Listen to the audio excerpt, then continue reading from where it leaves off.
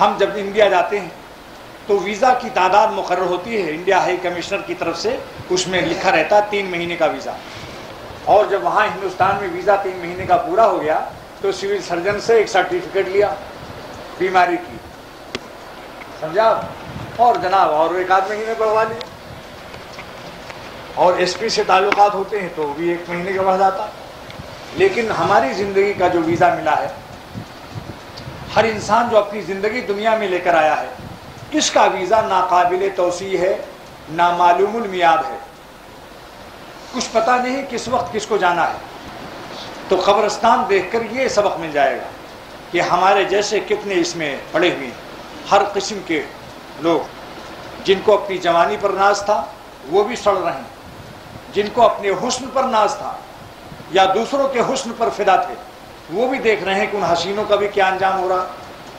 کیڑے ان کی اعضاء کو، ان کی زلفوں کو، کالے کالے بالوں کو کیڑے لیے پھر رہے ہیں، کان کہیں بھگا جا رہا ہے، آنکھیں کہیں بھگے جا رہی ہیں۔ اگر آپ 3-4 دن کے بعد مردے کی قبر کھود کر دیکھیں گے تو آنکھ کا ڈھیلا کوئی 1000 کیڑے لیے بھاگے جا رہے ہیں، کان کہیں بھگا جا رہا ہے، بال ایک ایک بال چن کر کے کیڑے لیے بھگے جا رہے ہیں۔ ایسی عبرتناک جس کے لیے، جس کا دل بہت سخت ہو رہا ہو اور آخرت کی یاد نہ آتی ہو، دنیا میں دل ڈوب چکا ہو، حضور فرماتے ہیں صلی اللہ علیہ وسلم اس کا جی کسی مولوی اور وائز کے پاس بھی جانے کو نہ چاہتا ہو، کسی عالم اور بزرگ کے واز کی طرف بھی دھیان نہ ہو، تو صرف موت کو سوچ لیا کرے، اس کی ہدایت کے لیے یہی کافی ہے کہ ایک دن قبر میں لیٹنا ہے،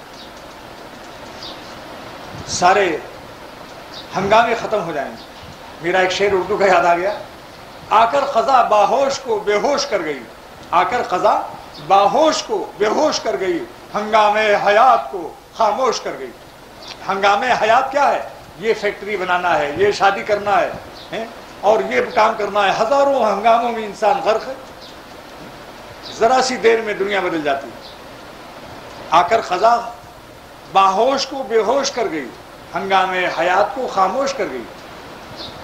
ایک اردو شعر اور یاد آیا، یوں تو دنیا دیکھنے میں کس قدر خوش رنگ تھی، دنیا دیکھنے میں صدر اور ذرا امپیرس مارکیٹ اور بندر روڈ جائیے رات میں، دیکھیے کیا جگمگ ہو رہا ہے، کیسی کیسی لال پیلی بتیاں جل رہی ہیں۔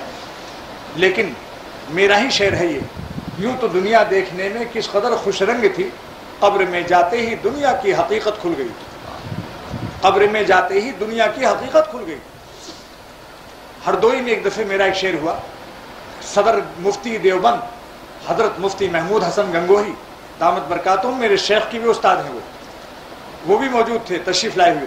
میں نے عرض کیا حضرت ابھی ایک تازہ شعر ہوا ہے کہ جتنے چمن ہیں یہ سب جنگل ہونے والے ہیں، 18 سال کا لڑکا 80 برس کا بڈھا ہونے والا ہے، 16 سال کی لڑکی 70 برس کی بڑھیا ہونے والی ہے، ہر بچہ بابا ہونے والا ہے اور بچیاں نانی اور دادی ہونے والی ہیں، کسی چیز کا کوئی بھروسہ نہیں۔ اس پر میرا ایک شعر ابھی ہوا ہے، یہ چمن صحرا بھی ہوگا، یہ چمن صحرا بھی ہوگا، یہ خبر بلبل کو دو، یہ چمن صحرا بھی ہوگا، یہ خبر بلبل کو دو، تاکہ اپنی زندگی کو سوچ کے قربا کرے، کہیں بیوقوفی نہ کر جائے۔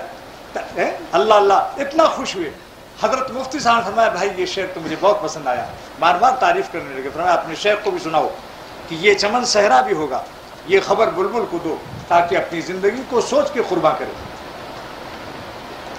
اسی دن 2 شاعر آئے ضلع ہردوئی کے، انہوں نے سنا کہ پاکستان سے کوئی آیا ہے تو ذرا اپنی اپنی غزل لے کے آئے۔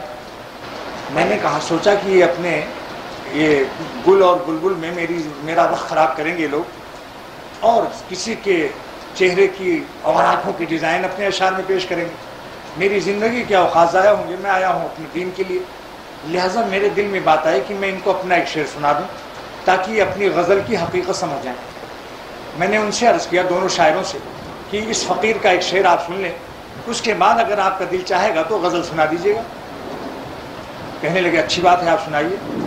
میں نے کہا کہ آپ لوگوں کی غزل کا حاصل چہرے اور آنکھیں ہیں، لیکن میرا ایک شعر یہ ہے کہ ان کے عارض کو لغت میں دیکھو، عارض کے معنی چہرے کے ہیں، رخسار کے ہیں، ان کے عارض کو لغت میں دیکھو، کہیں مطلب نہ عارضی نکلے۔ جب میں نے حضرت ڈاکٹر عبدالحی صاحب دامت برکاتہم اور ڈپٹی علی سجاد صاحب حکیم الامت کے ہمزلف تھے، اور حضرت ڈاکٹر صاحب کے خسر تھے، دونوں بزرگ بیٹھے ہوئے تھے. جب میں نے یہ شعر سنا تو دونوں جھوم گئے، وزد کرنے لگے کہ بھائی زبردست شعر بھی ہے. لغت ہی سے اللہ تعالیٰ نے لغت سے ہدایت فرما دی کہ اے دنیا والو، تم جو ان چیزوں کے چکروں میں پڑے ہوئے ہو، تمہاری زبان سے اس کو عارض کہا جاتا ہے، تمہارے دلوں میں اور تمہاری زبانوں سے میں نے اس کا نام عارض کرا دیا. عارض و گیسو، عارض مانے چہرہ، گیسو مانے بال، لہذا انہی کی زبان سے اس کا نام ہی عارض رکھوا دیا. میں نے کہا ان کے عارض کو لغت میں دیکھو، کہیں مطلب نہ عارضین کی.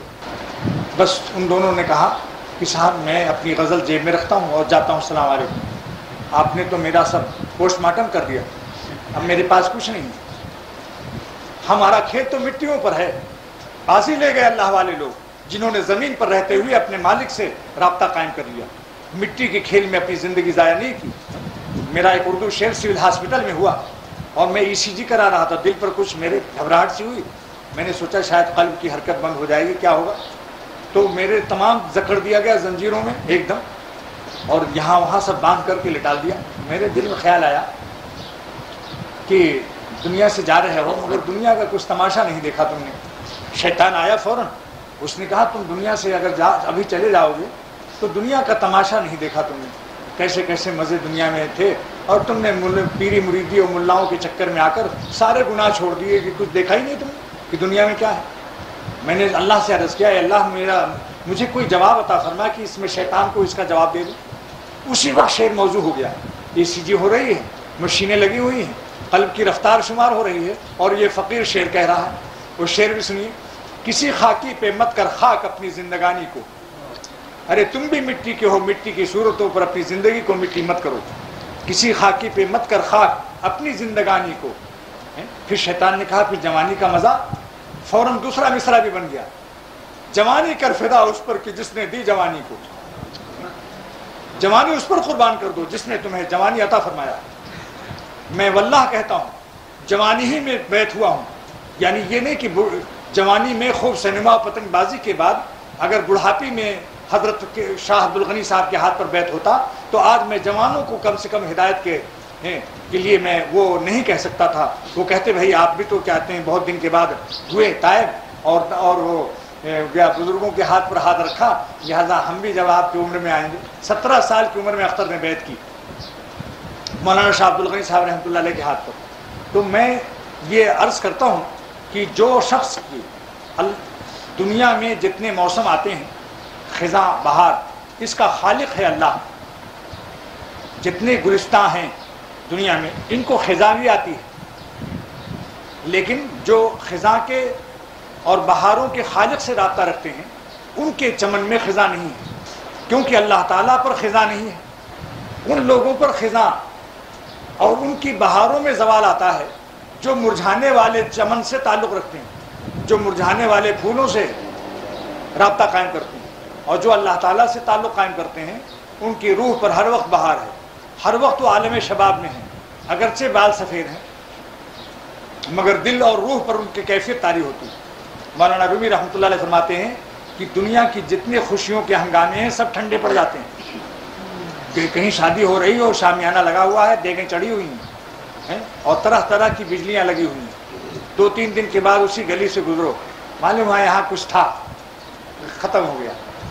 یہ افسانے مولانا رومی نے کیا عمدہ بات فرمائی کہ سارے ہنگامے باشد ہی ہنگامہ ہر دم گرم تر، اللہ کی محبت کا ہنگامہ اور خوشی ہمیشہ گرم رہتی ہے، اور دنیاوی خوشیوں کے چند دن کے بعد ٹھنڈے ہو جاتے ہیں. زی سبب ہنگامہ شد کل حدر، دنیا کی خوشیوں کے سارے ہنگامے، شادی بیاہ کے ہوں، مکان کی تعمیر کے ہوں، بریانی اور شامی کباب کے ہوں. مولانا رومی رحمۃ اللہ علیہ فرماتے ہیں کہ کتنے ہی اچھے کپڑے پہن کر جی خوش کر لو، یہ کپڑے پھٹ جائیں گے، تمہاری خوشی بھی پھٹ جائے گی. کپڑوں پر سہارا کیا لگاتے ہو؟ کتنے ہی بیلدار پھول، اچھے سے اچھے کپڑے پہن لو، لباسوں پر خوشی کا مدار کیا ہے؟